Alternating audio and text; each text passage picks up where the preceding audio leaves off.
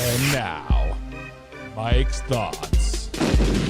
The Washington Commanders, guys, officially are coming home. That's right, you heard it here first. Home to the RKF site where all that history, all those championships, and all the legacy lives. This is just more than just a stadium deal for the Washington Commanders, guys. This is a full circle moment.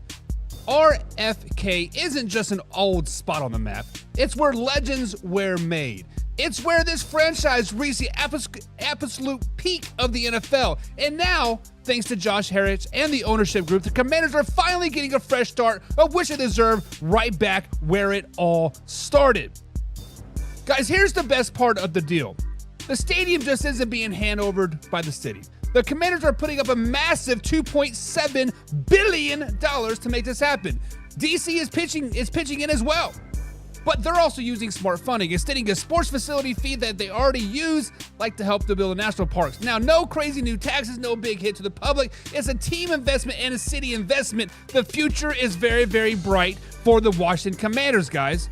Plus, for the fans, I mean, this is everything. This team has played 5 Super Bowls and won 3 of them during the RFK era.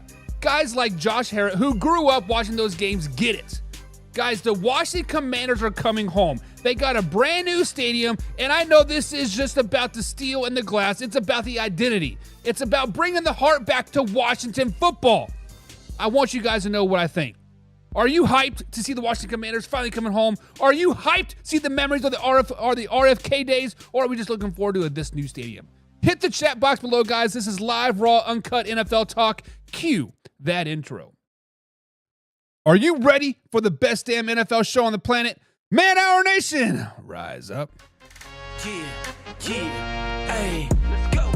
Hitting that gridiron, we going hard, we running the plays. You know the vibe, only the strong survive. Gotta keep your head in the game. Talking NFL, uncut, straight raw, steady bringing that sauce. We about to take off, get it hype. This man, our sport talk. Yeah, from the quarterback to the lineman, everybody bringing heat. You don't really wanna try them. Hey, who gon' win? It's a battle of the giants. This show is the flyest. Nobody can deny it. This is Man Hour. Sport Talk. Man Hour. Sport Talk. What team you reppin'? We keep it interesting. Who caught another down? Who got that interception? This is Man Hour. What?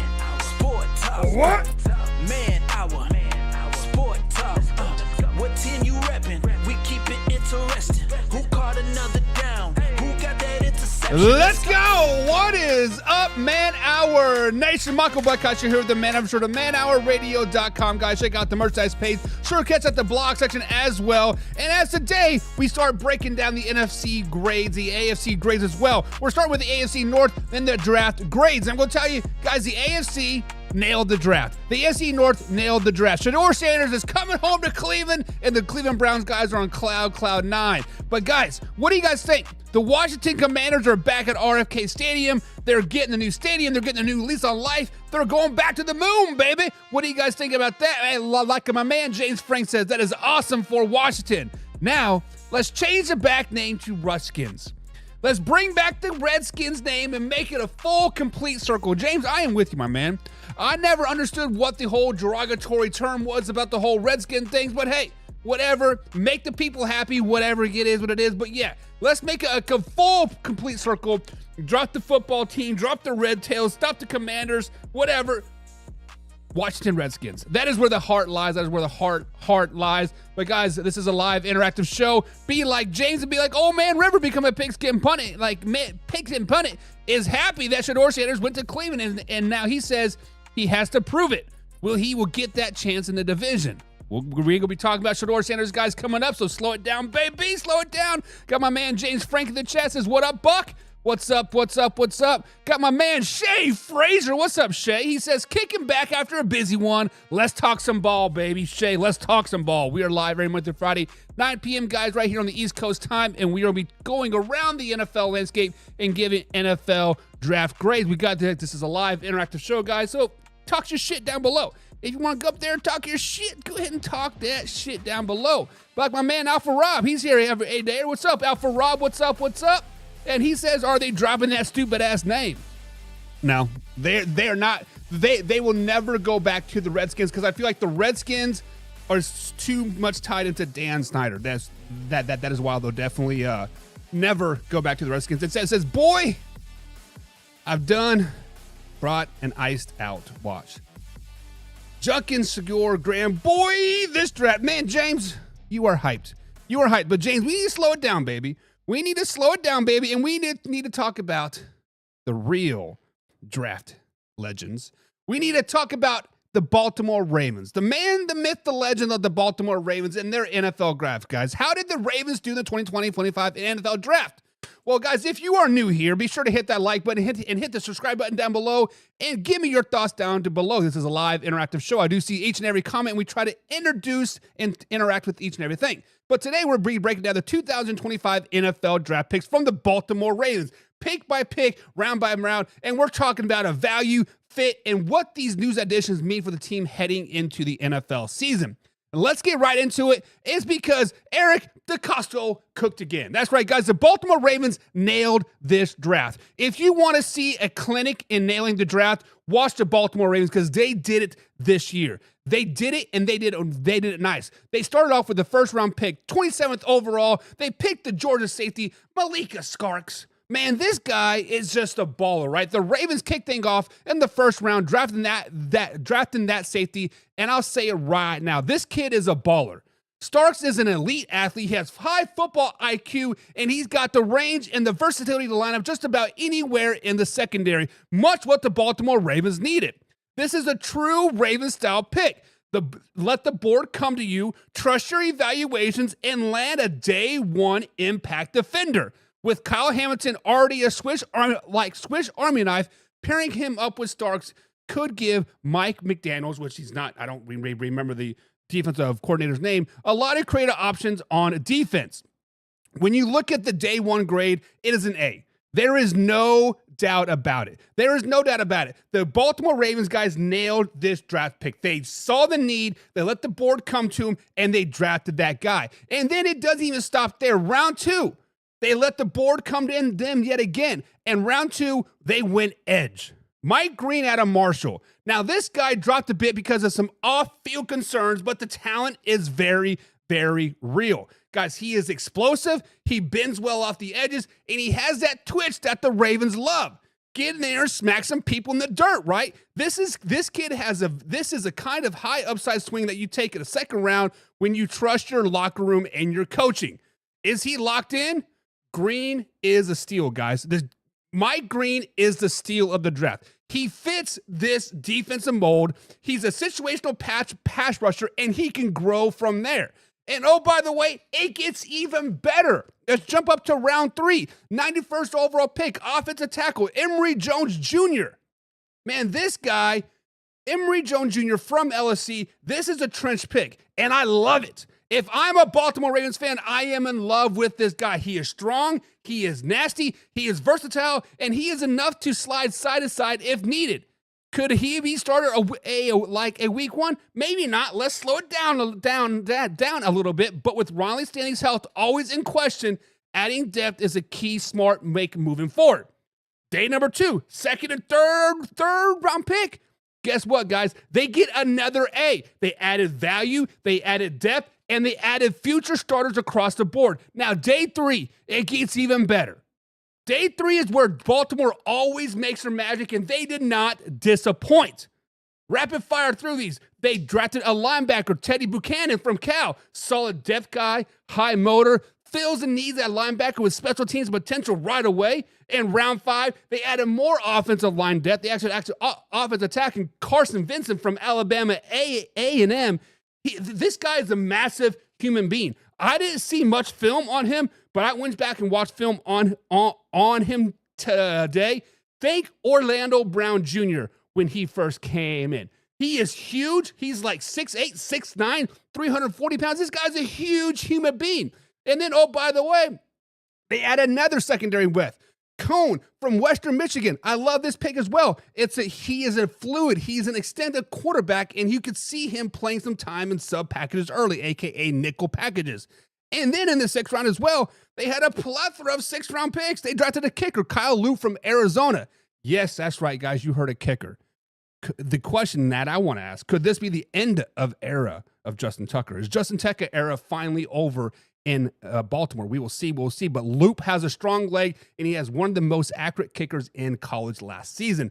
And then they added to some more depth pieces. They added a wide receiver, Western from Colorado. He's a tough, gritty slot receiver, also a return guy. And I think the Baltimore Ravens fans are going to love him a lot.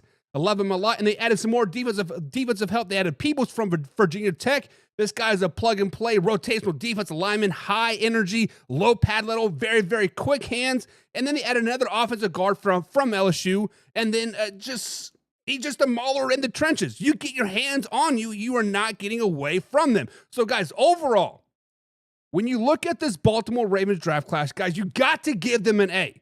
The Ravens stayed patient.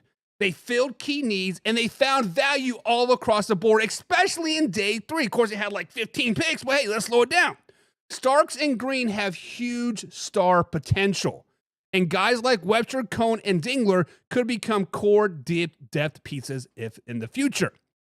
Now, I will say this every year, but the Baltimore Ravens just know how to draft. I don't know what it is, guys, but the Baltimore Ravens draft well. This is why they're in the playoffs each and every season. This is why they reload, not rebuild. But is it enough to get over the hump? So my overall grade for the Baltimore Ravens is an A.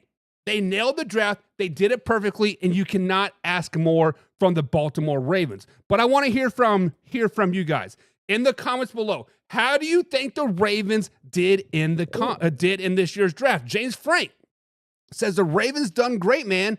I wanted that dude. Emory Jones got a crazy safety. Listen, I do not know how Emory Jones fell down to the 3rd round. I'm going to be flat out honest with you, James.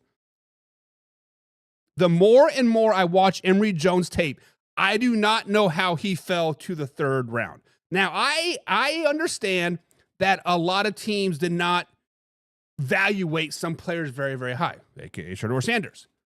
But the Kansas City Chiefs, my Kansas City Chiefs, they have the worst offensive line I've seen in a very, very long time. Ever since we lost Orlando Brown Jr., we need left tackles. We need right tackles. Emory Jones is a dog. And that safety, yes, that safety, Sharks from Georgia. Georgia has been putting out players left and right, James.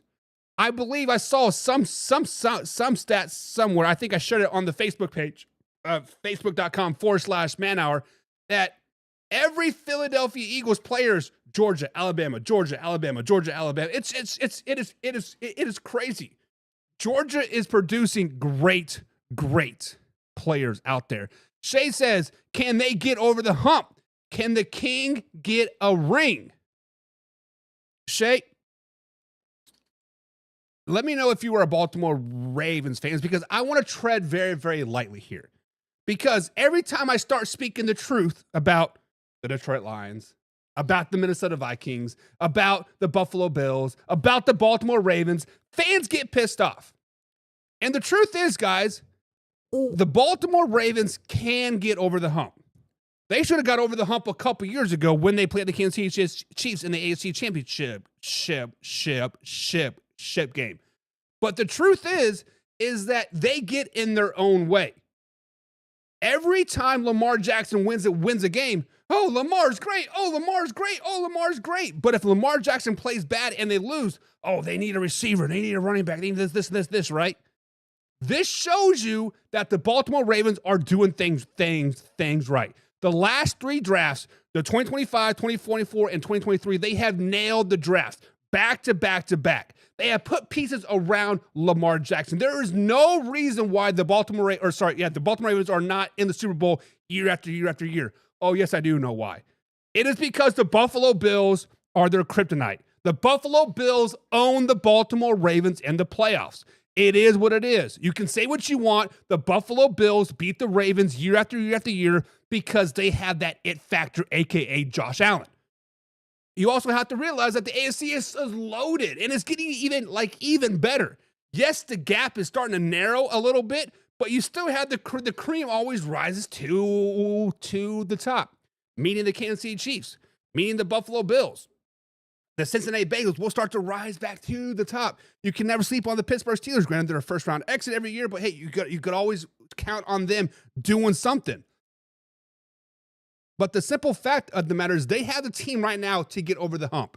If they cannot get over the hump this season with the Kansas City Chiefs kind of retooling, being tired, whatever, right? The Buffalo Bills kind of running into a little bit of contract issues with James Cook, whatever, yada, yada, yada. This is the time for the Ravens to really sneak up there and get to the top. If they can't this year, they never will. Excuse me, guys. So James Frank says that dude, Green, he's got some questioned off the field issues. Yes, Mike Green has some off the field issues, but we all know that talent trumps character in the NFL. If I'm an NFL owner, I don't care if you've done this, or this, and this. Are you going to help me win a championship? Are you going to help me bring in the Bill show? Are you going to help me put asses in the seat? Yes, come on over, right?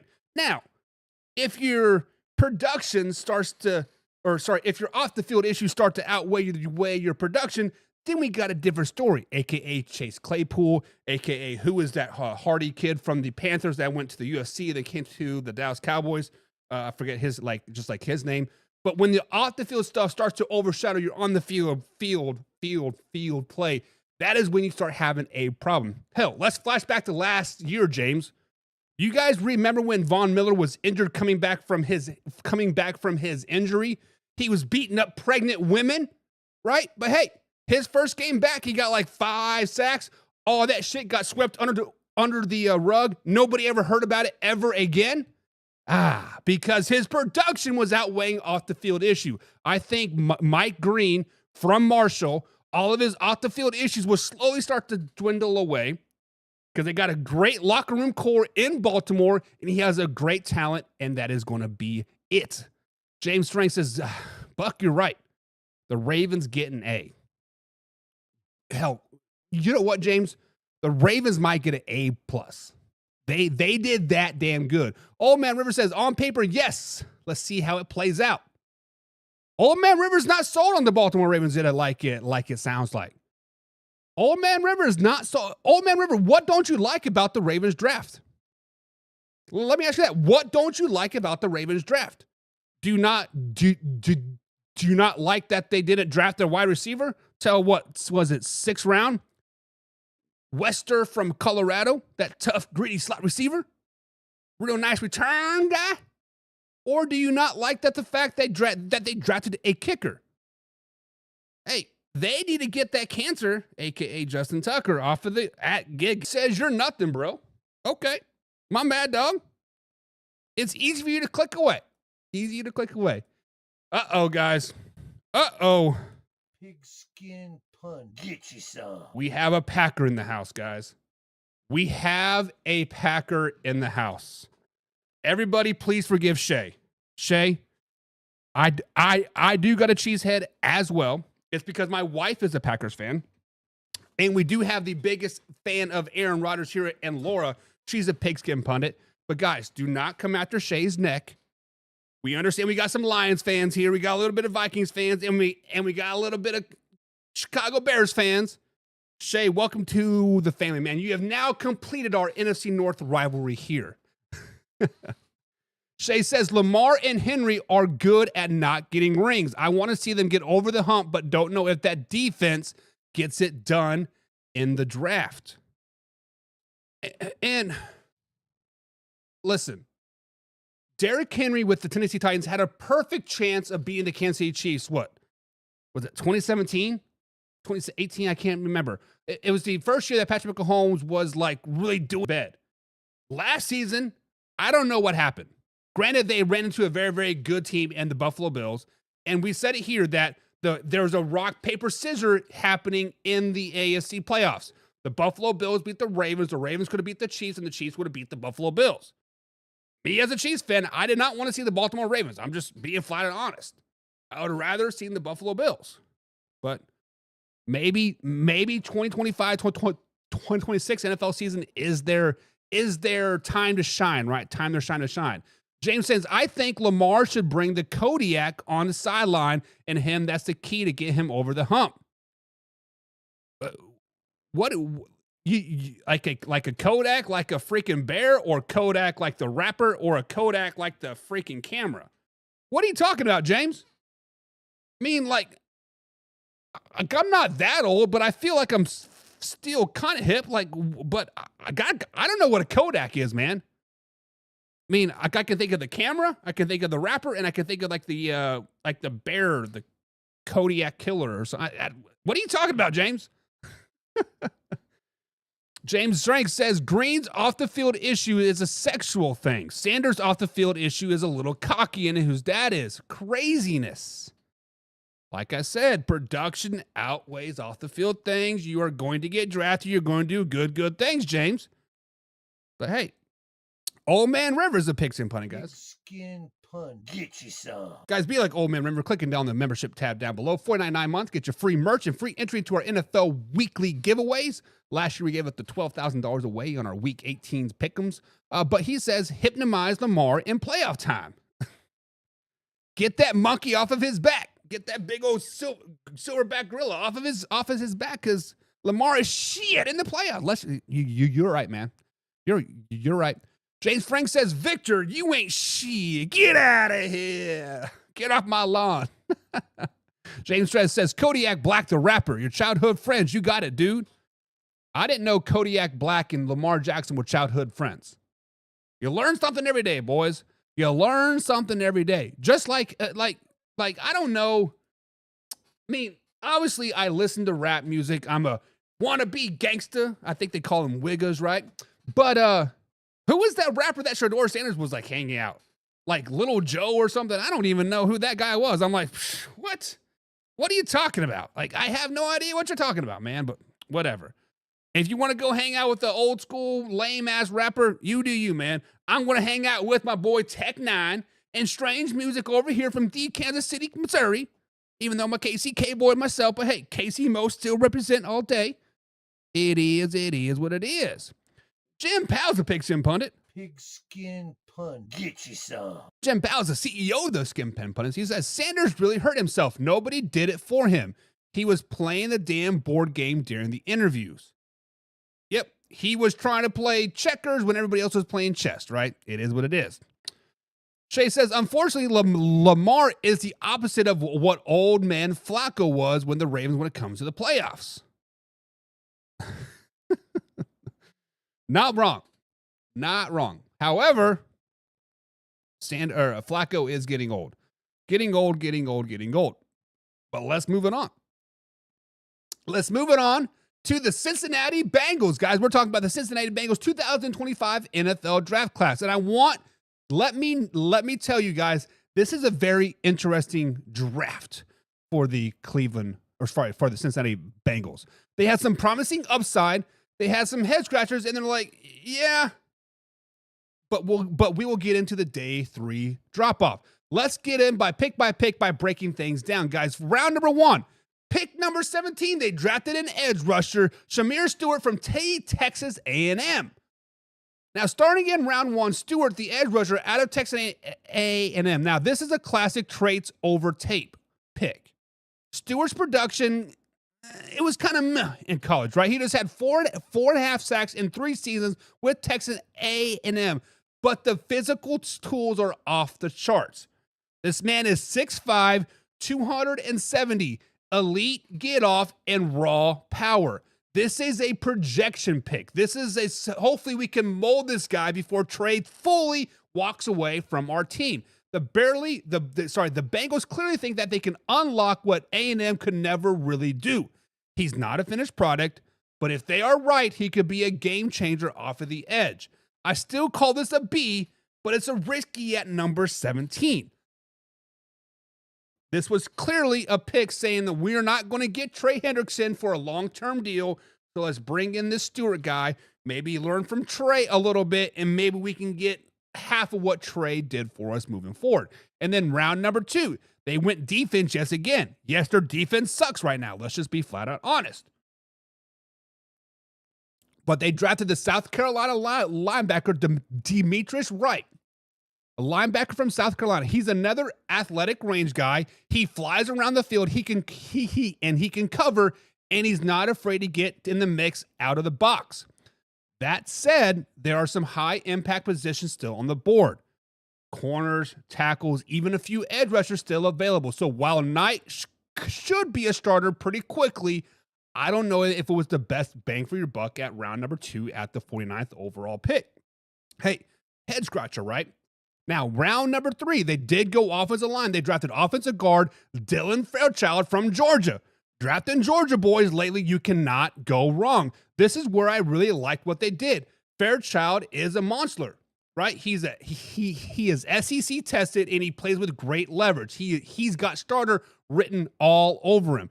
The interior offensive line depth has been a concern for Cincinnati for a while now, so locking in someone with that kind of floor was a very, very smart move. You're not swinging for the upside here, but you're getting reliability, and that's valuable. So day 2 overall pick grade for the 2nd and 3rd round, I got to give him a solid B. It's solid, but it's not flashy, right? The 2nd round pick, still a little head scratcher. The round 3 pick was a nice solid grade. Now, round number 4, they drafted another linebacker, Barrett Carter, out of Clemson. Like I said, he is a good player, high football IQ, good instincts, and plays with effort. When I watched his tape when I was preparing for the show, that was the one thing that I saw. He is always flying around the ball, giving you 100%. He could always anticipate, but then again, 2 linebackers in the first 4 rounds. Why? I understand the Bengals defense sucks, but just not an ideal roster management when you're trying to keep up with the AFC in an arms race. They are doubling down on the defense, but I still think they could address the corner or a wide receiver as well. Now, in the 5th round, Jalen Rivers, offensive tackle out of Miami. This one makes sense. They needed depth at tackle, was the real issue last year, especially with injuries late in the season. River is a bit of a project, but he's got the experience and size. He could push for a swing tackle role if he develops in camp. Not a bad value here. Now, overall, yes, they did have some overall picks, right? They did draft a running back in the 6th round, Tajay Brooks out of Texas Tech. I don't know much about him, but I do need to do some more research on him. But overall, as of right now, I would give this draft grade a B-, as it is not a disaster, but it's not a game changer either. If Stewart becomes a star, this whole class looks better. But if he doesn't, we may be looking back at missed opportunities. So what do you guys think? Was Shedeur Stewart the right pick at 17? What day 3 guys you think actually stinks? Let me know in the comments below, guys. Hit that like button. And if you're still riding with me, don't forget to subscribe as well for more Bengals content as we roll into training camp and to schedule breakdown. So with that being said, guys, let me know in the comments. Do you guys like the Bengals draft pick? Do you hate it? Or are you indifferent? I'm giving them a B-. What is your guys' grade? Let's see here. Let's see what the people are saying. James Frank says the Bengals did all right, I guess. That edge rusher they got might be special. Key word there, James, is might be special. Didn't have a lot of production, but he has a very, very high ceiling. So, James, when you are drafting at 17, right? Normally you are drafting for the best player off of the board at this particular time. Because usually if you're drafting 17, actually about 19 and up, you have a pretty solid team. You're just adding depth, right? However, the Bengals defense did suck, but there were other players out there that I think they could have drafted over him. He has a very, very low floor, but a very, very high ceiling. I would rather have somebody that's kind of have a higher floor, but that is just me. Old Man River says Bengals get a C. They needed defense, and they did draft defense a lot. They drafted a defensive tackle. They added the edge rusher, off a couple linebackers, right? They went defense. It's just not good value picks, right? Jim Powell says every highlight video was playing at full speed, but they all look slow as hell. Maybe I just watched too hard. So I feel that, Jim, after about the 12th pick, especially in the first first round, we are kind of over all the massive highlights, right? We are kind of over all the in-game footage, right? Like, I believe, what was it, Friday night, maybe even Saturday afternoon. Who was the black guy that does college football day? I forget his name. But he kept saying, "Oh, this kid had two block kicks. This kid had one block kick. This guy had 5 block kicks. This guy had 16 tip passes." Like, I don't care about that. Like, damn it, just get to the next pick, right? But yeah, but we definitely started to watch a little bit hard. Old Man River says, "Here's a question: which division drafted the most?" I don't know. I would have to go back and look, but the Ravens had like 1, 2, 3, 4, 5, 6 round picks. So the AFC North was drafting a lot, right? They definitely had a lot of draft picks coming up on them. Alpha Rob, my man. What's up, Alpha Rob? He says, if the Bengals can't get their defense just average, they are a playoff team. Hell, Alpha Rob, if you talk to the Bengals fans, they were a playoff team last year. The only reason why they were not in the Super Bowl was because the Kansas City Chiefs tanked Week 18. They thought that, hey, we make it into the playoffs. Nobody's beating us. We are going to beat the Philadelphia Eagles in the Super Bowl. Slow it down, Bengals fans. As they are a playoff team with an average defense, they're nowhere near a Super Bowl contender. Nowhere near a Super Bowl contender with an average defense, right? Now, the offense is like pretty awesome. But hey, it is what it is. Real McCoy's in the chat today. What's up, Real McCoy? He says, Burrows will always be the bridesmaid. Bengals are happy just being talked about. Real McCoy, comment of the day, man. You are exactly right. The Bengals have been that way ever since Marvin Lewis, right? Just like the Pittsburgh Steelers, Cincinnati Bengals are the same way. We are happy being just good enough, just making it into the playoffs. We are happy just good enough to be a title segment on Man Hour. We are happy just good enough to be a title segment on Fox Sports, right? We are like, they're happy just being a 9-10 win team. They're happy just potentially winning a wild card game. Comment of the day. This is a 100% factual statement from Real McCoy. My man just read my mind. Shay says, pay Trey and address the areas of the defense. Stewart is a freak, but come on, man. Trey, I know you are new to the show, man, and I am with you. They should have paid Trey well before they paid T. Higgins, well before they restructured Jamar Chase and or Joe Burrow. Trey Hendrickson has, 15 or 14 and a half sacks the last 2 seasons. Since 2020, he is second in sacks just behind TJ Watt at 72.5, I believe it is. The man gets after the ball. He had 14 and a half sacks last season, and the Bengals were terrible on defense. Think about if he wasn't there, how bad they would have been. They would have been nowhere close to the playoffs. They wouldn't even been sniffing a 9-win season. They would have been a 3 or 4 win team tops. Tops. That's it. Oh, man, River. Pigskin pun. Get you Says, some. yes, they did draft defense. Depends how hell that's why they got a seat. I see you. So see how they gel. Gotcha. James Frank says, plus, I give the Bengals a D+. Is that a little bit of homer in you? Guys, James Frank is a Cleveland Browns fan. I feel that's a little bit of homerness, but come on. That is a little rough, right? That's a little rough. Old member says, which conference I meant, like the Big Ten, SEC, Pac-10. Oh, the SEC by far had the most draft picks. So Georgia alone had 14, I think. Was it like Georgia had 14 and Alabama had like 13? Like, yeah, the SEC by far had the most players drafted. However, they do have like 22 teams or some shit like that. So take that with a grain of salt. You can do it per capita, right? Per capita, the Big 12 owns that shit, baby. Don't be sleeping on the Big 12. Don't be sleeping on my boys. Don't be talking about my boys. Speaking about my boys, Browns fans, wow. If you are a Cleveland Browns fans, wow. What a draft weekend. The Cleveland Browns may have just pulled off one of the most intriguing draft classes in recent memory. If you're watching this live, guys, drop your favorite pick in the chat below. We're about to break down every move, starting with the blockbuster trade at number 2. This draft has a lot of future starters in it, upswings, and one of the most talked about quarterback picks of the year. Guys, let's get into it. But first, let's address the elephant in the room. Let's talk about the Browns trade out of the number 2 spot. They passed on Trevor Hunter, a two-way phenomenon.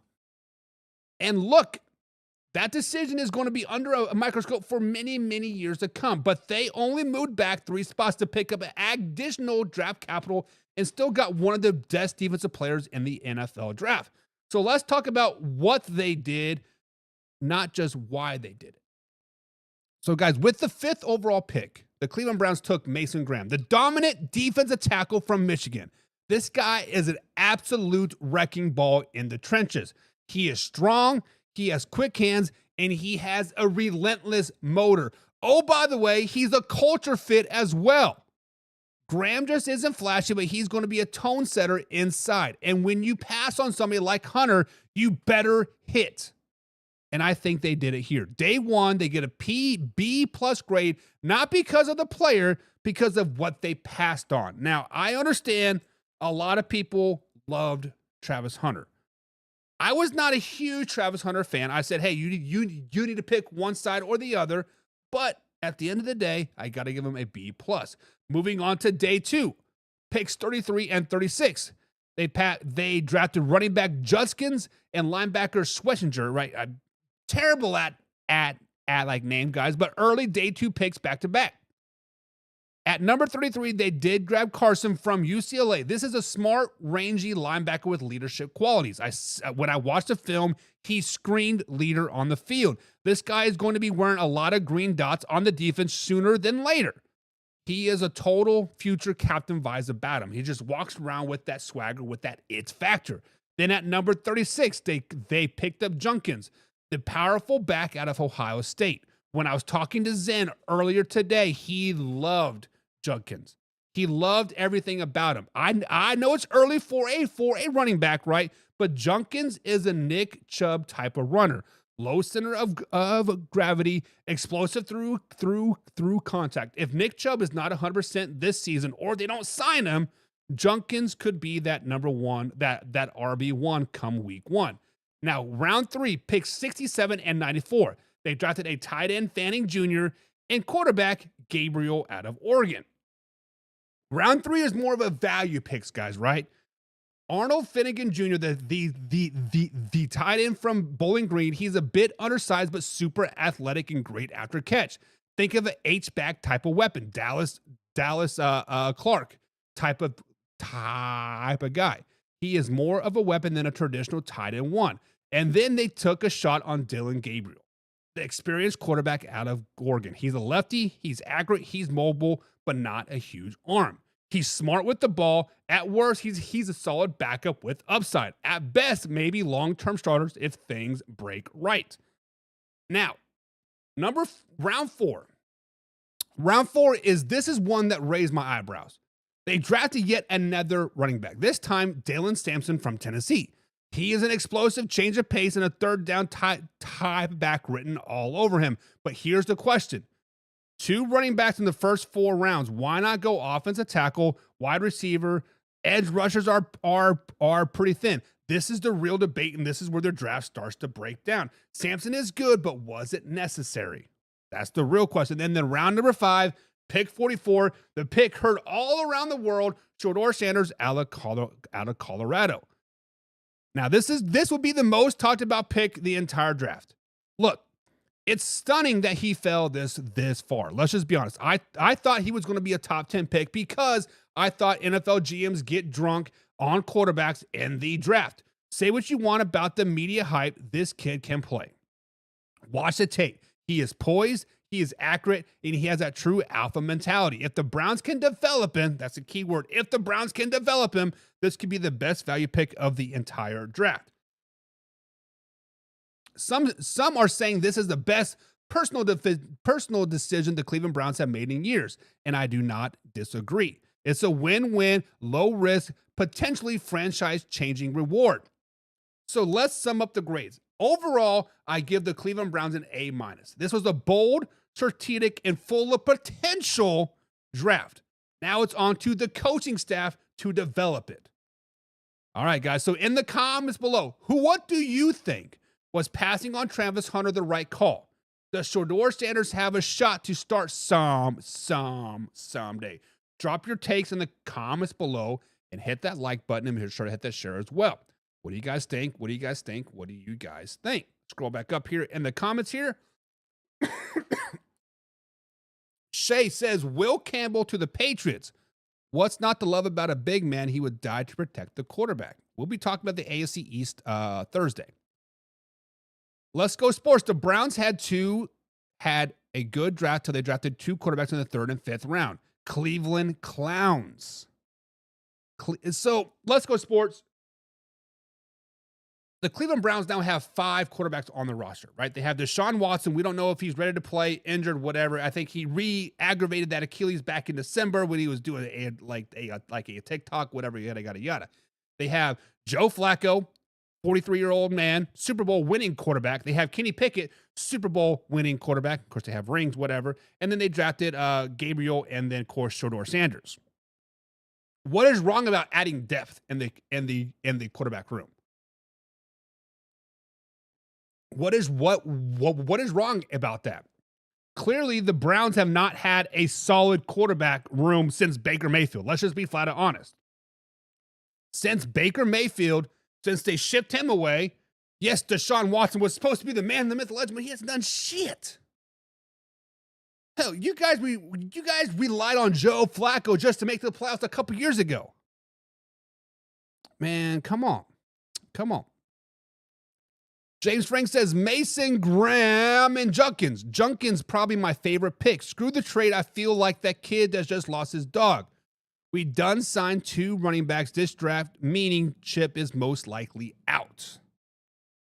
James, I know you are a huge Nick Chubb's fan. Are you okay that Nick Chubb is out? Kind of like forcing him out per se? Or Wilder's in the chat. What's up, man? He says Junkins will be a starter. I think we're on the same page, man. I think he will have an excellent camp. I think he will have even a better preseason. He will be sitting out week 3 preseason, the third game, and probably will be a week 1, if not a week 2 starter. 100%. Let's Go Sports says Junkins picks might be a reach and still a little early, but still a good pickup.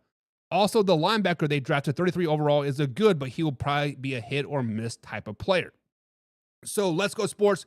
There are several positions that translate well from college into the NFL. One of them being wide receiver.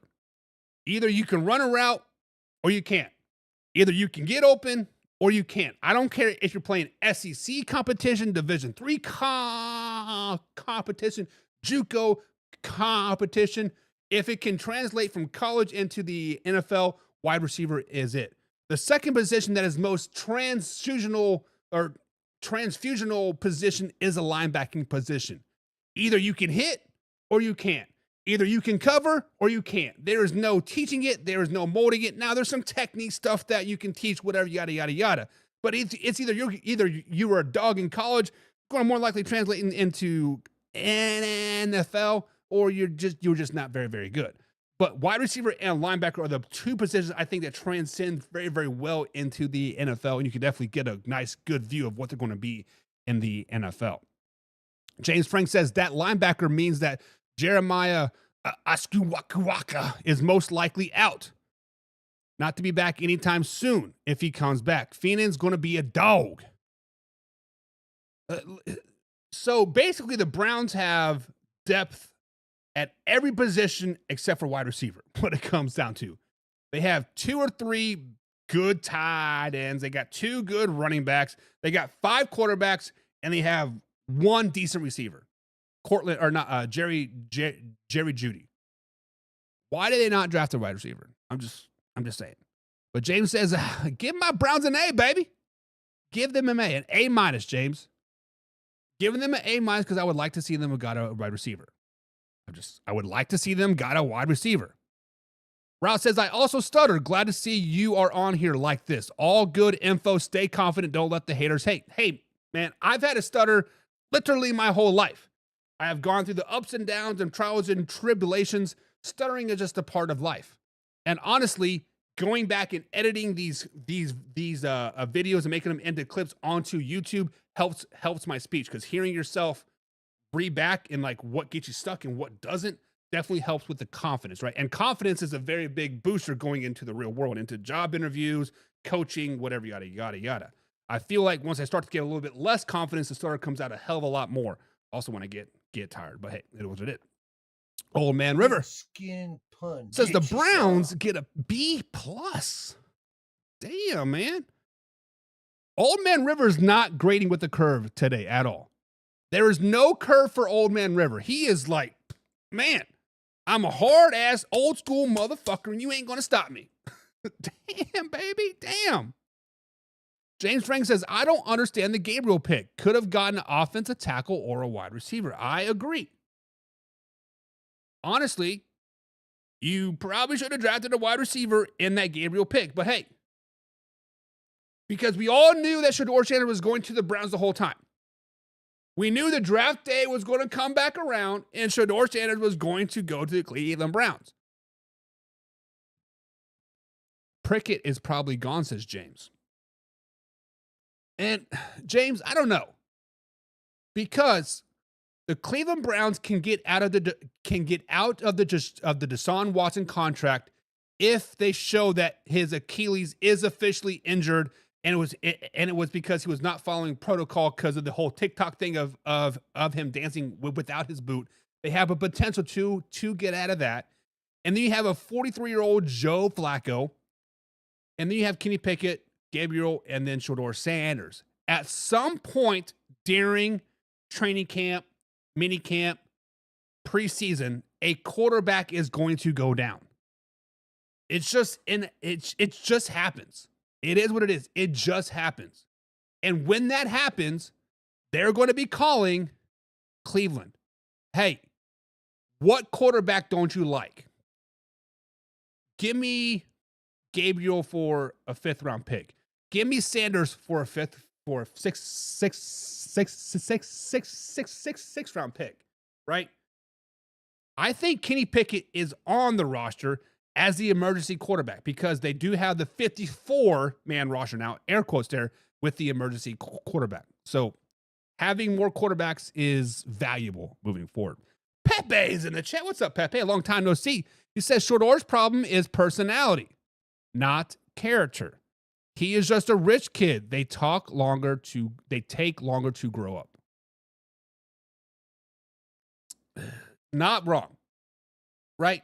You can definitely tell kids, especially in like high school, right? You can tell when kids have had like a silver spoon in their mouth per se, and the kids that have worked their ass off just to get to school and get clothes on their back, right? Now, I'm not saying that the path to the NFL is any easier for anybody else, right? You still got to have work ethic. You still got to have skill. But with that silver spoon in your mouth, per se, it does get a little bit easier. You get elite of the elite training. You get to rub elbows with other NFL players. Because what Shedeur Sanders has been training with Tom Brady, right? He gets that opportunity. Somebody like a Will Howard doesn't get that opportunity, right? It's just like, but yes, you are correct. It takes rich kid, or what's the word I'm looking for? It doesn't take well-off kids, medium-range households, and like above. It doesn't take them longer to develop. Just less fortunate kids they forced to grow up faster. So it is what it is. Old Man River says Gabriel, a former NFL quarterback. The man is like 20 to 29, like, isn't he, right? Real McCoy says the Browns will ruin any chance Sanders had at being any kind of a bright future. And this is where the Browns usually fail, right? Actually, Real McCoy, this is where like a lot of teams struggle in the NFL in general, is right. When we see the success of a CJ Stroud, when we see a success of a Jaden Daniels, other coaches, other teams like around the league expect that to happen. They expect to see that player to the moon, baby. But the truth is, player development, especially at the quarterback realm and the old line, is NFL coaching is so key. Like I've said this time and time again, Patrick Mahomes and the Kansas City Chiefs was a perfect fit.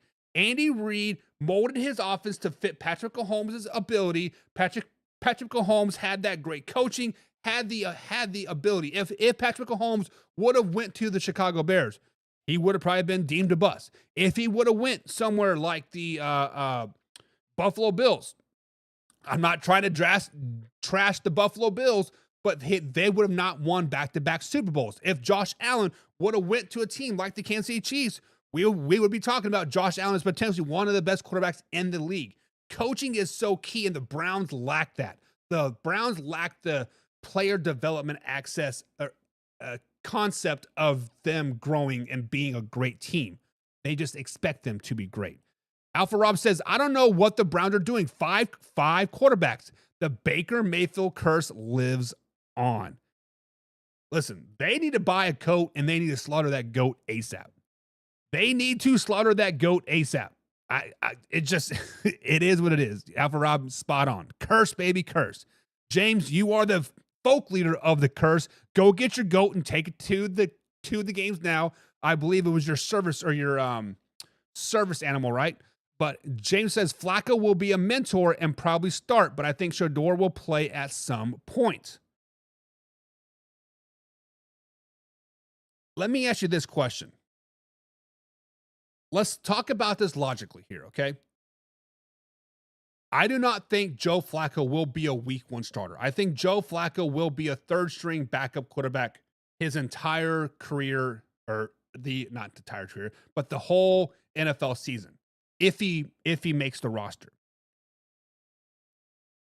If Shador Sanders plays bad during the preseason, bad during OTAs, and Gabriel outshines him, but then Shador Sanders is named second string over Gabriel, what are we talking about then?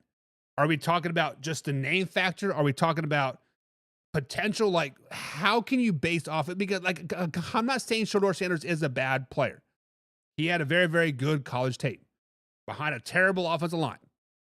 I think Gabriel has more of an upside, though, but we'll see. Wilder says Sanders has a shot for sure. Pickett is his competition. They get an A- out of me. Hard to be an extra second rounder this year for a top 10 pick next year. Yeah, you are right. A-. I think we're on the same page. Old Man River says Sanders doesn't perform. He will be traded. Definitely went to 5 teams. I'm not for sure if you can trade Sanders, to be honest with you. Unless it's for a 5th rounder. I think that's what you meant. To the Dallas Cowboys, that'd be nice. Pepe says Shador's problem is personality, not character. He's a rich kid. They take longer to grow up. Let's Go Sports says because the second and third rounders are steals of the draft. The first rounders are for cheap. So why draft Gabriel? Who's not that good when they could have drafted Sanders from the start? Wasted pick. I honestly like what they did. But yes, drafting Gabriel was kind of a swing and a miss, right? Jersey Fishing says, when Shador gets to work, you won't be saying he needs to grow up anymore. There's a reason why his nickname is Grown. We will see. We will see once he gets away from his dad's shadow, his dad's limelight, what kind of work ethic that he actually has. I am excited to like see it. I believe somebody, I think it was Old Man River said, hey, we need to have the Chicago Browns on Hard Knocks. I just want to see the QB1 just on the Cleveland Browns. Let's see what Shador's record is, right? James West says, you don't think it's silly to draft 2 quarterbacks in the 3rd and 5th round. You could tell Barry and Stefanski were not happy. You can tell they were not happy because they did not address the wide receiver need. They needed a wide receiver, and one of those picks could have gone to a wide receiver. Yes, you guys are exactly right. Pepe says the Browns might actually be becoming a competent organization. They have always drafted decent. They just can't develop players. That is their biggest that is their biggest issue. Is they cannot develop players. Jersey Fishing says, yes, he and Dion went about pre-draft wrong. Saying things like won't go to certain teams was a very cocky, and that's the problem. Shador's play on the field is not the problem. I would say yes, the way they went about the pre-draft process, not throwing out the combine, not saying we're not going to go here, or here. Here are my ideal situations. I saw a article where he was late to the New York Giants interview. Yes, you have to be punctual. Even if you don't want to go to that team, you still have to be punctual, right? Because people talk. People talk. All personnel reasons with the Sanders. All personal reasons with Sanders. He has the tools. You guys are right. Let's Go Sports says, plus the Browns have cut 2 of those guys anyways. Why waste picks on them? Because they traded for KP. They won't lose the loot by cutting him. Flacco is like $8 million, and Watson is a lot of money. It is tough. It is tough. James Frank says, I am okay with Chubb being out. I think they should shop Jerome Ford, cut Pierce Strong, and get Chubba back to play that mentor for these young guys. Bring that vet wisdom into the running back room along with Deuce Staley, the running back coach. I kind of like Jerome Ford, though. I think Jerome Ford might be your feature back come week 1, and then what's his face will take over week 2. Right? James Frank says they just signed free agent Deontay Johnson. Oh, good Lord. Why did they sign Deontay Johnson? Didn't they cut him like twice? No, that was the Houston Texans, right? Let's Go Sports says Cowboys actually had a really good draft. We'll be talking about the Cowboys on Wednesday. Let's not get too carried away. Man, you guys got a lot of comments. Thank you for that. Cooper says the Browns never had a timeline. I think the Browns were in auto draft mode. Like, wasn't that like the Saints meme going around? They left the room and they couldn't get back in the snake draft in the auto drafted. Mellow Mike, what's up, Mellow Mike? Long time no see. Take this scenario. You walk into a job interview and you make demands on your future boss. Think you're getting hired? Absolutely not. You're right, Mellow Mike. You are right, my man. Cooper says Shador isn't the problem. The Browns have never developed a quarterback. They've been trying for 50 years. You're right. Baker Mayfield was the cream of the crop, but they're like, no, slow it down, baby. Justin Burton's in the chat. What's up, Justin? He says Sanders is talented. His attitude is what sucks, but Dylan Gabriel is way better. Okay, man, I see you. We'll see you. We will see, right? OTA start next week, so we will see. Angel's in the chat. What's up, Angel? Long time no see. Pepe says, I think the nickname spelled grown. It comes from the sound his quarterback coach when he makes. Nice. I love that. That's grown. He's a grown-ass man. Justin says he played for his daddy and he gets everything handed to him. Yes and no. Yes and no. You still got to work for it at the end of the day, right? You still got to work for it at the end of the day. Let's Go Sports says the reason they had good players is because you get gems for being good going into the league. But they had so many top 5 first-round picks years, so they used to having those gems. The Cleveland Browns, that's tough. But that's true. Wilder says if Travis doesn't have a Malik Neighbors type of rookie year, TL might be in trouble. Trevor Lawrence is already on the hot seat. We'll be talking about Trevor Lawrence a lot coming up here.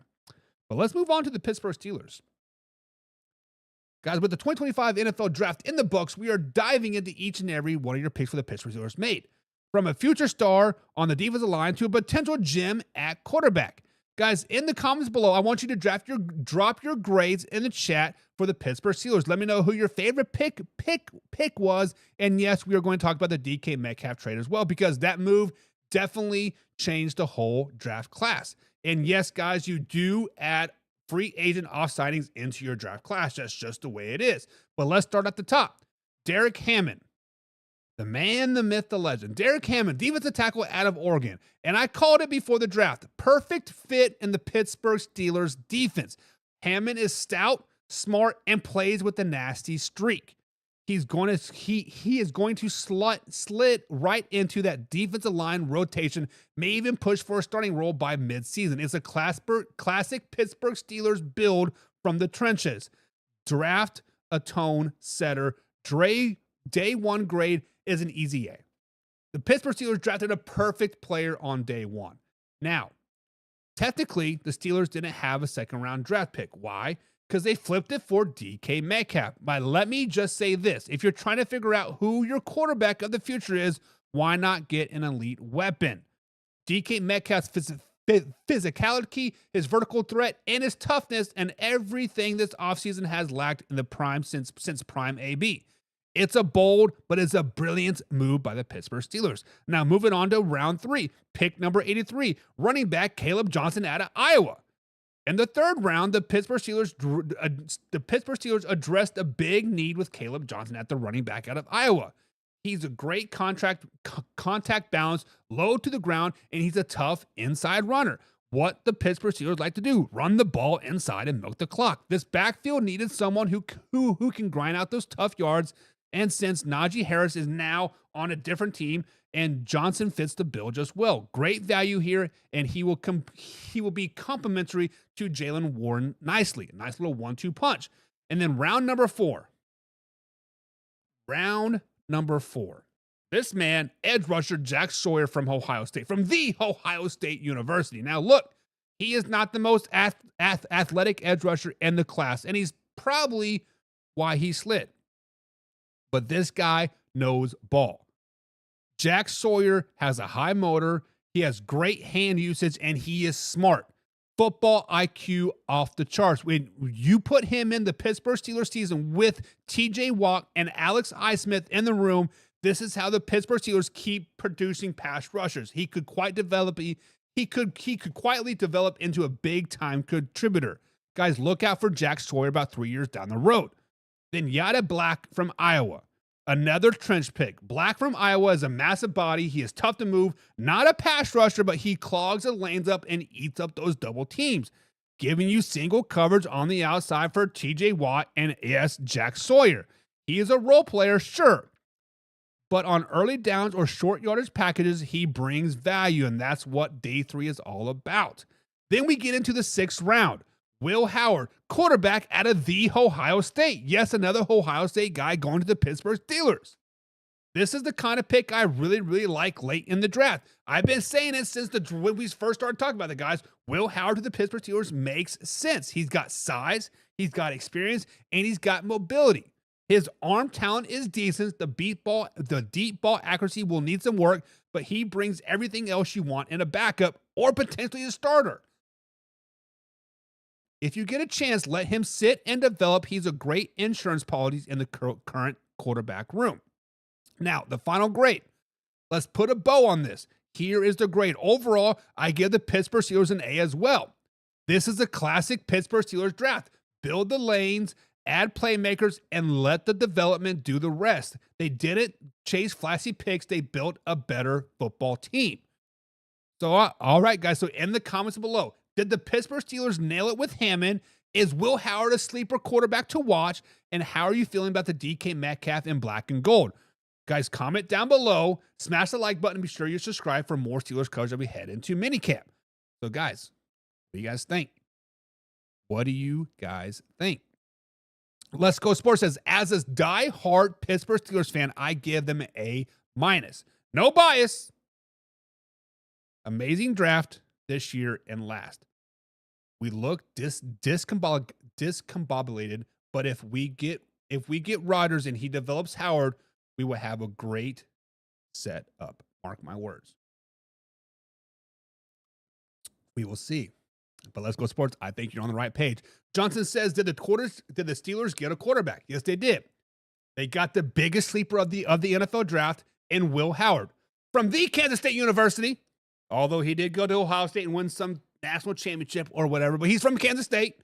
Let's go. But yeah, they did pick up Will Howard. And I think Will Howard, if Aaron Rodgers does not come to Pittsburgh, which we talk about him shortly, we can definitely see Will Howard competing for that starting position over Skylar Thompson, a former Kansas State quarterback, and of course also Mason Rudolph. James Frank says the Steelers get an A. I have no favorite pick from me because screw them. With that said, rest in heaven to their first round draft pick's mom. Yes. So if you guys do not know, I'm not laughing at the loss of the guy's mom. James just makes me laugh. But Derek Hammond, mom was had seizures, right? Or she had a stroke, and she was in not very good condition the night of the draft. I believe she was in the hospital when he did get drafted, and shortly after she did pass away. So if you guys are looking for a very tear-jerking story, go check that story out. It touches my heart. Me getting older and like understanding life a lot more, like it makes me smile but sad all at the same time. It's a really, really great story. Mellow Mike says the Steelers get a C. Steelers will not win unless their offense evolves. This is not 1976. Who's playing quarterback? Come on, Tomlin. Listen, guys, do not sleep on Will Howard. Mellow Mike, do not sleep on Will Howard. If Aaron Rodgers does not come to town, Will Howard can step in there and he can throw a decent enough deep ball. He will get better. But DK Metcalf, George Pickens going down the seams with Will Howard, big body, big Ben Roethlisberger type of body. He could do some work, right? He could do some work. Pepe says the Steelers knew this quarterback class sucked, so they're going to rent Grandpa Rodgers this season. We will see. Old Man River says the Steelers get a B+. Now he's starting to grade with a little bit of curve, right? Pepe says the Steelers could have drafted first 5 picks and they still go 9-8. Not wrong. Pepe, you are not wrong at all. Pittsburgh Steelers are always destined for 9 to 10 wins every year, no matter who they are. Let's Go Sports says, I was skeptical with the Sawyer pick because we have Watt, Highsmith, and Herbig. I don't know how to say that name. But usually one of those two guys get hurt each year, so more depth is always better. We added to offensive line last year and defensive line this year. We are building in the trenches up for the future, and it's looking good. You are right. I like it. Mellow Mike says, Will Howard, Aaron Rodgers, because Aaron Rodgers made such a huge impact on the Jets. Super Bowl aspirations when you come to New York, never made the playoffs. Mellow Mike, let's just be honest. The Jets are a shit franchise. The Jets could have the first 10 picks of the NFL draft for the next 3 years, and they could still miss the playoffs each and every year because their coach and their general manager. Now, obviously, now they got a new general manager, a new coach. We'll see how Aaron Glenn goes. But Aaron Glenn said it himself. He wants to build a culture before he builds, quote, a winning team. But that's story for a different day. But when Aaron Rodgers knows he only has a year left, maybe 2 years tops, right? He wants to pass on his knowledge to his sons, right? Because he doesn't have any kids. He doesn't have a wife. He doesn't have any brothers or sisters. So he has brothers, but he alienates them. He divorced his parents, whatever. When you go back to the Jets, look how much Zach Wilson improved from when he was without Aaron Rodgers and with Aaron Rodgers. It's just a 3-month period. Look how much Zach Wilson improved. Hell, Zach Wilson might be a starter in Miami by the end of the season. Let's just be honest. Justin says, I'd say we get Rodgers for a year or two and let Rodgers start after that. And that would be the ideal situation. Ideal situation in Pittsburgh is get Aaron Rodgers for a year, let Will Howard sit, and then he become the man. Old Member says because they played the game with Rodgers, Howard reminds me of Big Ben. He does.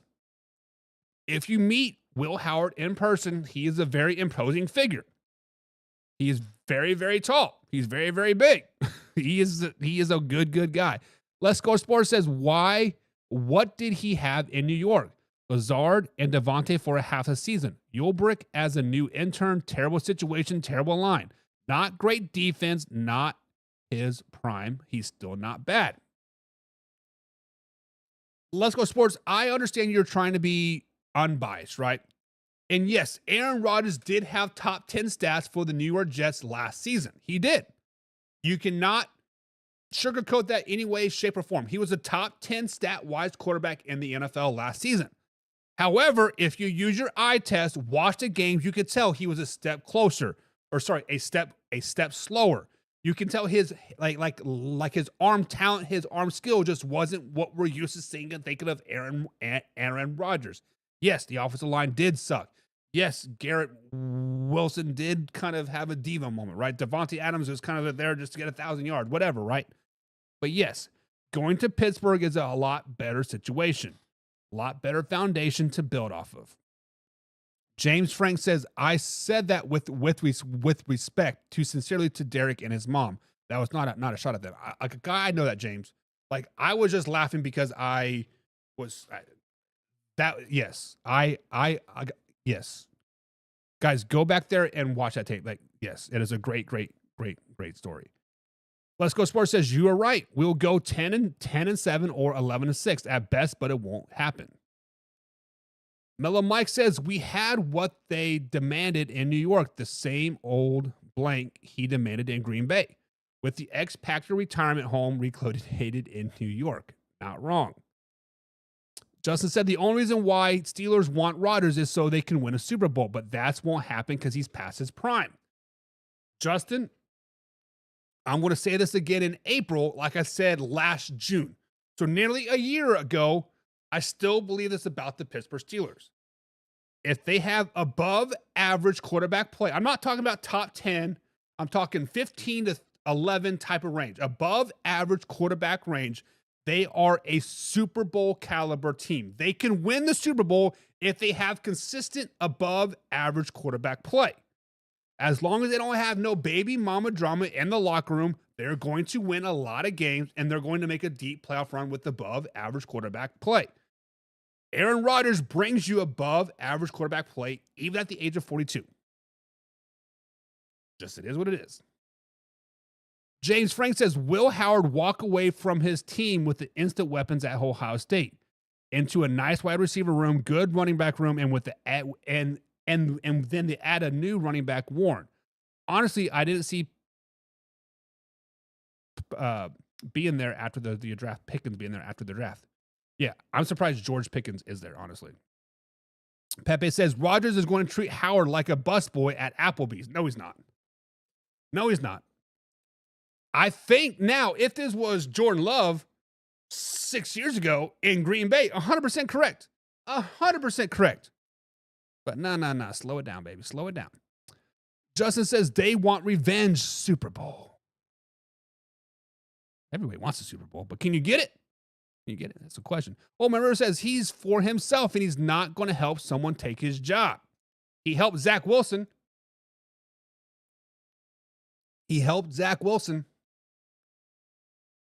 Saying it is what it is. Mellow Mike says Rodgers is either Russell Wilson level or worse. Guys like laundry, wasted. Listen, Russell Wilson did not play bad.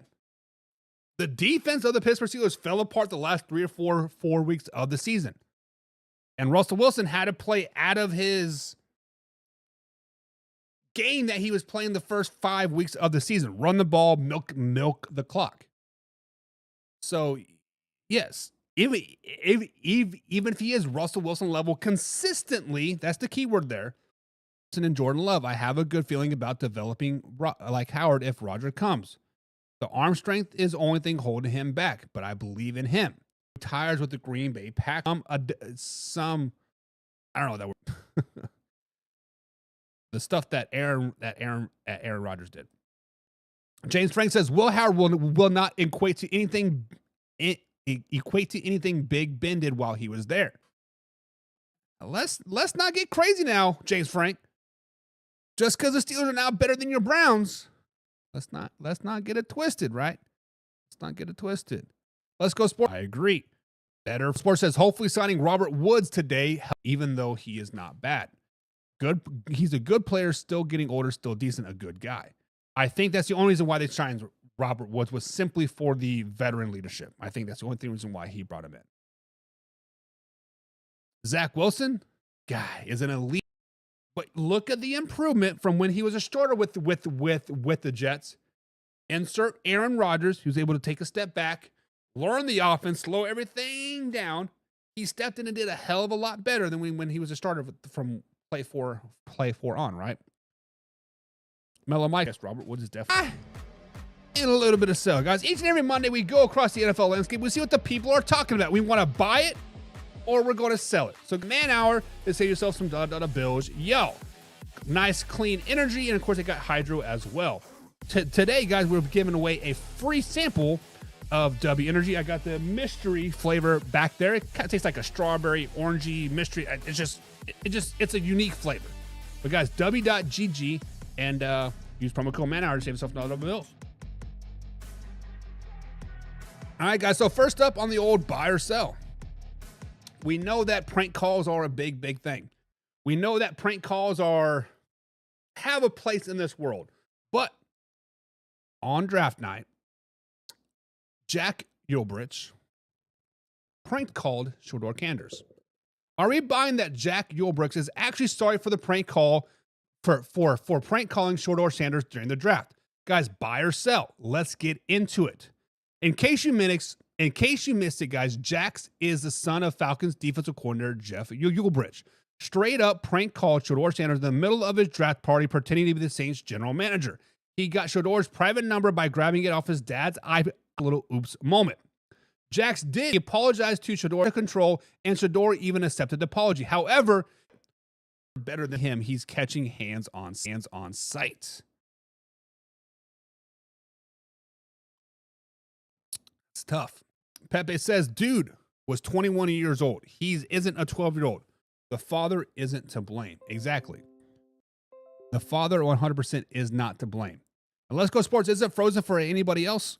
I believe I fixed it. Let's Go Sports. We're having major tornadoes out like in our area and storms and hail and stuff like that. I got it transferred over to my secondary ISP, so we should be good to go.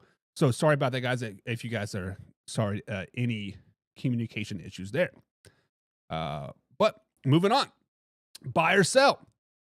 Guys, have the Steelers officially moved on from Aaron Rodgers? Buy or sell, guys? Let's break it down. Here's what we know so far. The Steelers just drafted Will Howard from the Ohio State University in the 6th round, adding him to the quarterback room, which now includes Mason Rudolph and Skylar Thompson. Howard has a ton of upside.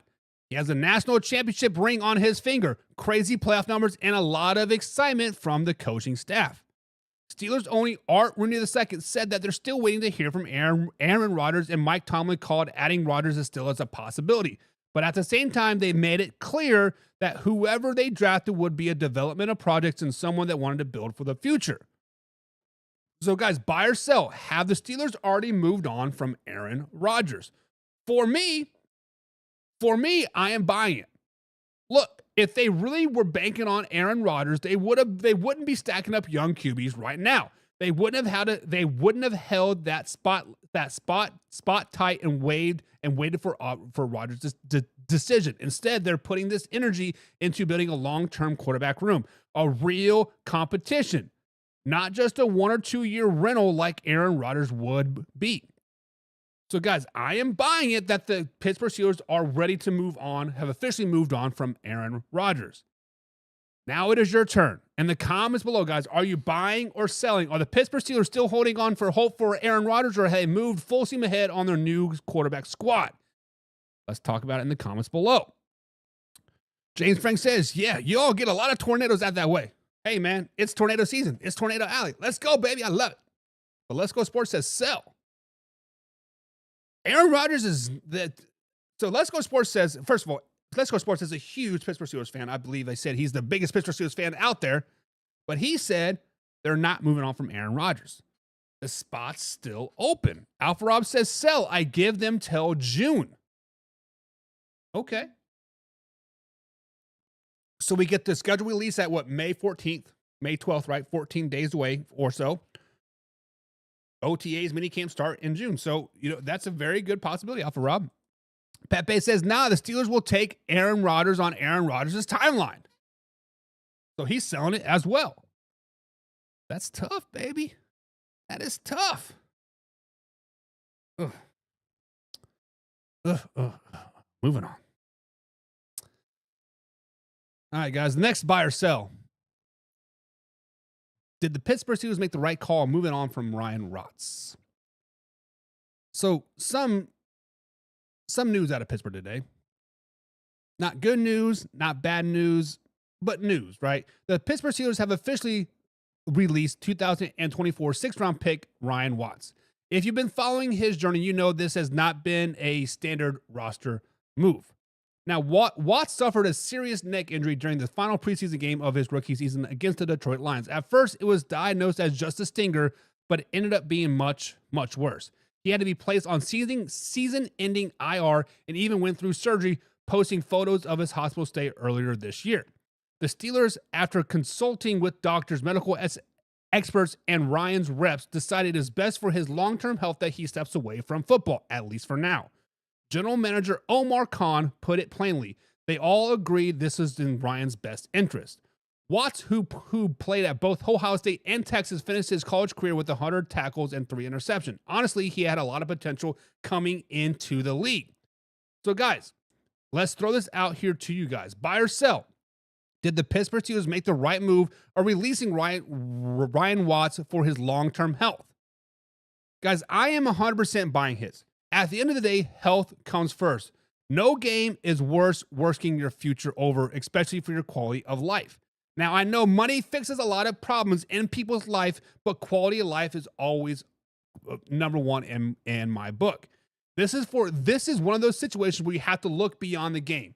Yes, it is heartbreaking to see a young man's career get cut short before it even begins, but at the end of the day, your health, your future, your ability just to live a full life is way bigger than football.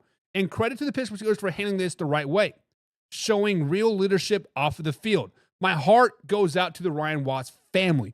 I would have only dreamed about making it to the NFL. He's been through a brutal year, and I hope he continues to heal and find success in whatever comes next. But guys, in the comments below, I want to hear from you. Buy or sell? Did the Pittsburgh Steelers make the right call? Hit the comments below and let us know. Let us know. Oh, guys, Let's Go Sports says, super sad to hear this. I think we made the right call. He never made it through the regular season. It was a preseason. He had a lot of potential, and I was expecting the best over. Hopefully he recovers quickly. And honestly, guys, I think being released/cut from a team makes you heal a little bit faster, right? Makes you want to come back a little bit faster. Hell, this could be a blessing in disguise for him because you can see him jump on a team like the Kansas City Chiefs come mid-roster or the San Francisco 49ers or the Detroit Lions, and he can win a Super Bowl ring and have a stellar postseason, and then all of a sudden he has a 4, 5, 6, 7-year career, and like, damn, Steelers messed up, right? But sometimes it is what it is. James Frank says, poor kid, never got to play it down in the league. That is tough, right? And what's even tougher is to be on a so the NFL guys, you have to play 4 seasons to be on their lifetime medical insurance and, of course, get the retirement play. When you make it to the league, right, it's just, man, that is tough. You make it, you're this close, it's taken away from him right now. But Let's Go Sports says, between this and Derek Hammond's mom, I think is super sad. The Harmon's mom situation was super sad. It was very, very sad. Very, very sad. But James says, I'm absolutely buying this. Buy, he will never be the same player. Never say never, right? Being cut, being released sometimes refuels you, right? Re-energizes you, gets you on the right direction.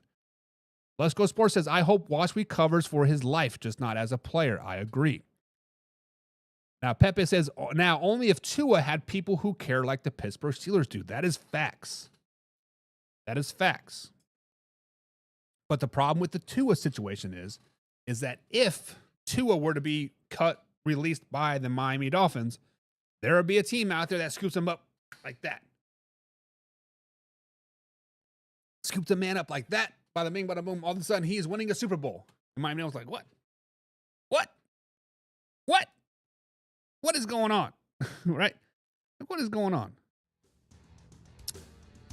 All right, guys, it's time for a little bit of fact and a little bit of crap. Guys, we end each and every show with a little bit of fact and a little bit of crap. We found the old... We go across the old interwebs. We see what the people are talking about, and we determine if it indeed is a fact or if it is a crap. All right, guys, let's go ahead and start off with the first fact or crap of the night, and we got talked about the man, the myth, the legend himself. We got to talk about the man, the myth, the legend himself. We're talking about the one and only Aaron freaking Rodgers. Those guys, fact or crap, are the Pittsburgh Steelers better with Aaron Rodgers? Now, here's the setup. The Pittsburgh Steelers just drafted Will Howard out of Ohio State. A guy with a national championship on his resume. 74% completion percentage in the playoffs and a ton of upside. The quarterback room, like I said, right now is Will Howard, Mason Rudolph, and Skylar Thompson. Meanwhile, Aaron Rodgers sitting out there as a free agent. Art Rooney said they may get word sooner on Aaron Rodgers than later. Mike Tomlin even said they're having productive talks. So, guys, do the Pittsburgh Steelers stick with the young guys or bring in a future Hall of Famer, as in Aaron freaking Rodgers? Guys, fact or crap, are the Steelers better with Aaron Rodgers? I'm saying fact. I think they are better off with Aaron Rodgers. Bringing in Aaron Rodgers makes the Pittsburgh Steelers better right now. He's not just a 4-time MVP. He's a living masterclass in quarterbacking. Having Aaron Rodgers around would give Will Howard a real chance to learn of how to be a pro, how to read defenses, how to prepare at the NFL level. Instead of throwing Will Howard into the fire right away, Rodgers buys time. And that's worth a ton when you're developing a young quarterback for the future. Plus, in a tight AFC North race, Rodgers gives you an instant credibility and a real shot to win this year. So, guys, in the comments below, what is it going to be? Is it fact Aaron Rodgers makes the Pittsburgh Steelers better, or crap? They should just roll with the young guys and build it slow. In the comments, guys, let me know, fact or crap. First one up. Let's Go Sports says it's fact. Aaron Rodgers makes the Pittsburgh Steelers a Super Bowl team, says Let's Go Sports. Pepe says yes, they will be a 9-8 team with Aaron Rodgers. Let's go. James Frank says fact. So keep Rodgers off the Pittsburgh Steelers. We don't want to see them in the playoffs. Pepe says facts. They won't go 9-8. They'll go 9-7-1. Make them a little bit better.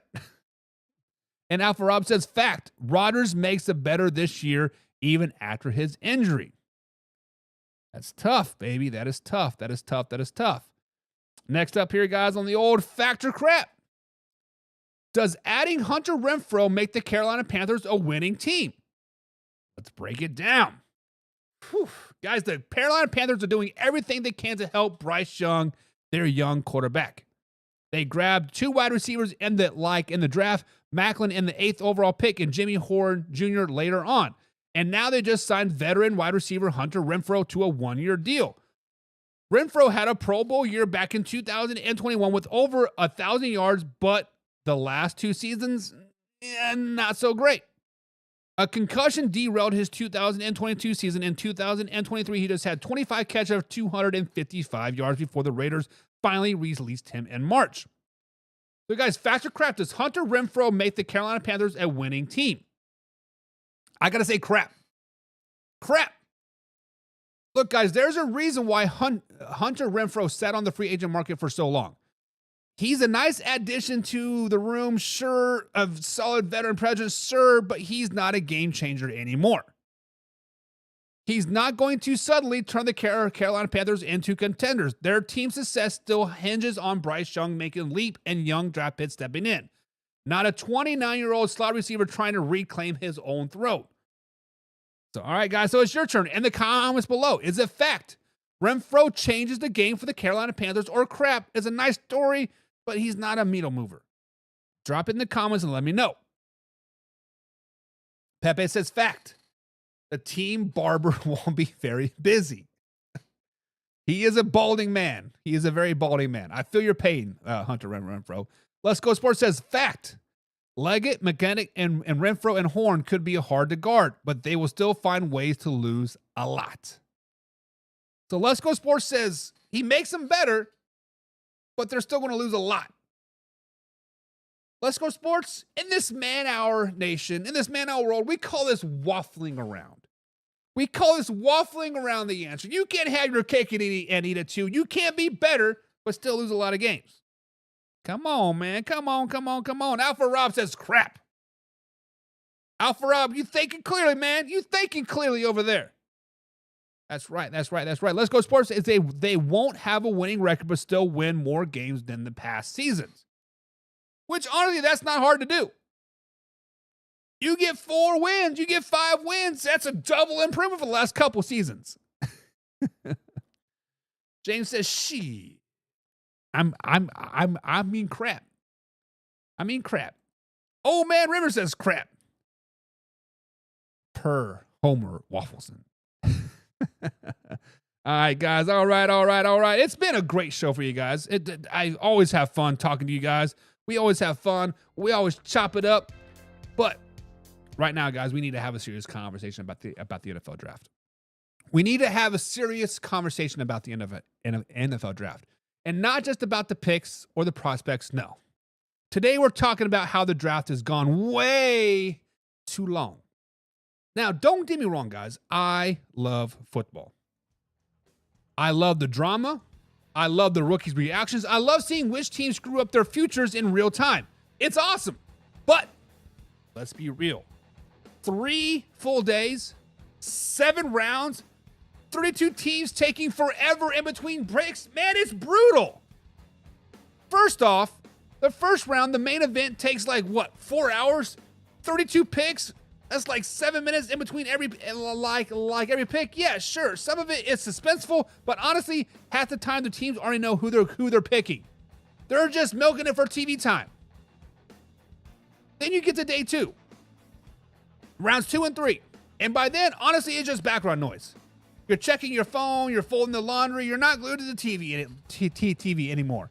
And by 3, rounds 4 to 7, that's for the hardcore draft nerds and the front officers, right? No one else cares deeply about our punter from Eastern Michigan. No offense, but nobody freaking cares. And the worst part of it is just not the pitch dragging it on. It's the analytics. Every pick gets 5-minute breakdown, highlight packages, interviewed, which is cool. But after the first 10 picks, I don't need a full Sports Center segment on every guard, every long snapper just to announce the pick and let's move on. Guys, I think the NFL could totally streamline this process. Make it a 2-day event max. First round gets one night, boom, 2-3 minutes per pick after the top 10. Boom, let's go, baby. On to the second day. Rounds 2 through 7. Rapid fire. Bam, bam, bam, bam, bam, bam. Maybe even overlap analysts with the picks. Like a trigger tape. Just keep it moving. Keep up the energy, baby. Look, the NFL draft is great news. But it is it's set up now. It makes us sit down through 3 Super Bowls without halftime shows. Just endless commercial breaks, slow announcements, great content, but way too much drag out. Way too much of Mel Kiper crying about how Shedeur Sanders didn't get drafted in the first round pick or the second round pick or the third round pick or the fourth round pick. But what do you guys think? Am I just impatient? Should the draft stay for 3 days? Or do we agree that it needs to be quicker, tight, more exciting? Drop it in the chat, guys, or if you're watching the replay, hit the comments below. I'm going to read them all. Baby. All right, guys, so that is it for tonight. Thank you guys for hanging out with me. Smash that like button. If you are tired of waiting 15 minutes for your team announce the pick, I'll catch you next time, guys. I am out. I'm out. Hey, now it's time to take off. Gotta keep it live and raw. Better stay tuned in.